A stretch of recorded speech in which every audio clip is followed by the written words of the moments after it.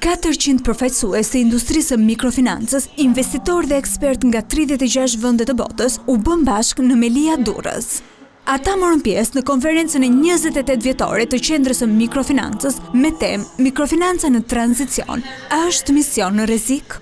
Konferenca organizua për të diskutuar sfidat dhe transformimin e sektorit të mikrofinancës në një kohë kur zhvillimet teknologjike dhe ndryshimet ekonomike po ndikojnë ndjeshëm në industrinë financiare. Kryetaria e Shoqatës së Mikrofinancës Shqiptare, Arlin Damuja, u shpreh se ky është viti i dytë që konferenca organizohet në Shqipëri, duke e cilësuar këtë si një vlerësim për zhvillimin që ka njohur sektori në vend gjatë 3 dekadave të fundit. Mikrofinanca në Shqipëri ka një zhvillim më thelbësor,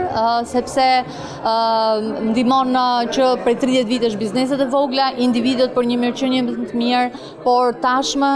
e veçanta e mikrofinancës në Shqipëri është përqasja e digitalizimit, shërbimeve digjitale dhe sot mikrofinanca është në fakt lideri i zhvillimit digital në Shqipëri dhe po ndikon jo vetëm në edukimin financiar, por edhe në edukimin digital të popullsisë. Sot vërtet ne përfaqësojmë 7% të vlerës së kredive të dhëna, por ne përfaqësojmë 25% të kërkesës, të numrave të kërkesës për kredi. Zëvendës guvernatorja e dytë e Bankës së Shqipërisë, Natasha Ahmetaj, u ndal tek rregullimet që sektori i mikrofinancës ka kaluar në vitet e fundit, duke shtuar se ndryshime të tjera ligjore priten në vijim. Produktet duhet jenë të përshtatura me këto kategori familjarësh dhe bizneses që janë me të ardhurat të ulta. Por ndryshimet regulative natyrisht që nuk kanë përfunduar, do të shoqërohen nga ndryshime të tjera, të cilat do kenë në qendër të qëllimeve të tyre një ndarje të qartë midis aktivitetit të kreditimit, pra të asaj që ne quajmë kredit të re të mikrofinancës, nga aktiviteti menaxhimit të kredive me probleme, në mënyrë që të mos kemi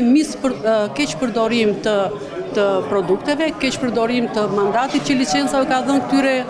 institucioneve dhe sidomos të mos kemi, si të thuash, mungesë të transparencës. Konferenca përfundoi me thirrjen që sektori i mikrofinancës të ruajë balancën mes objektivave tregtare dhe misionit social, duke vijuar të mbështesë shtresat dhe bizneset që kanë më së shumti nevojë për akses financiar.